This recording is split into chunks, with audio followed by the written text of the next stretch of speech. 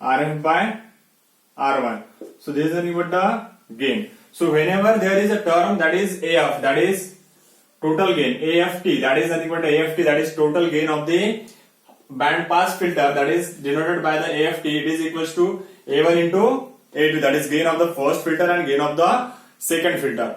And this A2 is nothing but again 1 plus RF by R1. Now if gain is different, then you can easily change this value, that is R2, this is nothing but R1 dash, this is RF dash. Okay, so this is R1 dash and this is RF dash. That also we are if we are considering, for example, AFT is equals to, for example, 5, so 4, then A1 we are considering 4 and this A2 is equals to 1. So you can get the value for 4, we have to design the value of R1 and RF. Here for 1 we have to design the value of RF and R1. So that also can be possible for this. Or if we are having 4, then you can consider 2 2. That time we are getting the RF is equals to RF dash and R1 is equals to R1 dash. So that is also possible. So this is about the AFT, that is gain. Then whenever we go for the band pass filter, okay, so band pass filter basically divided into two parts, that is wide band and second one is the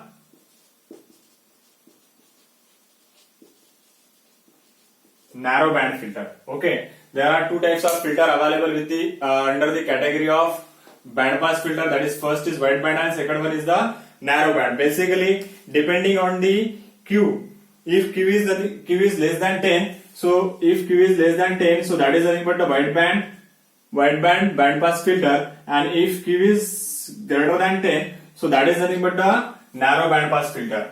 Okay, so this is what the design for the wide band filter, that is Q is less than 10. So again Q is nothing but the FC by bandwidth. Now you might be learn about the bandwidth. Bandwidth is nothing but the range of the frequency. So whenever we talk about the band pass filter, we know that a generalized frequency response for the band pass filter is like this. Okay, so this is what the FL, that is lower cutoff frequency, this is for the FH. Okay, and the center frequency is nothing but the FC. Okay, so FC is nothing but the, ultimately FC is nothing but the under root of FL into FH. So the value of FC is nothing but the under root of FL into FH, and again bandwidth is nothing but D. Again bandwidth is nothing but D, FH minus FL. So ultimately whenever we go for the design of the filter, we have to remember this first formula, that is whenever we go for the band pass filter design, we have to remember AFT is equals to A1 multiplied by the A2, then Q is equals to FC by bandwidth, FC is equals to FL into FH.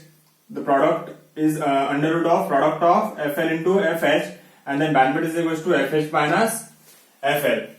So we have to remember this second, third and fourth formula. So we have to remember this four formula while designing the filter. Again, one formula that we have to remember.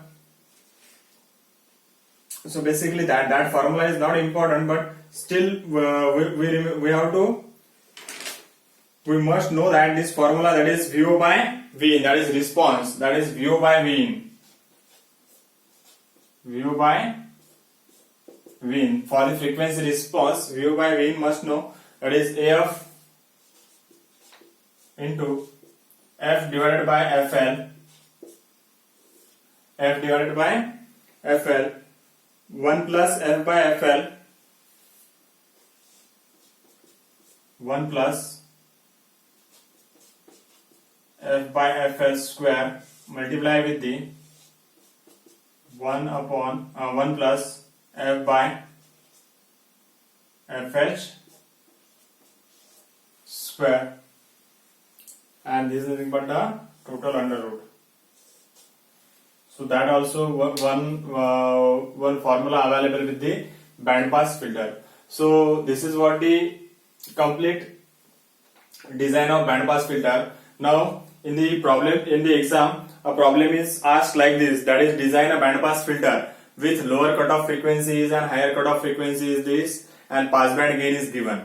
So whenever pass band gain mention, pass band gain means what? It is nothing but a total gain is available.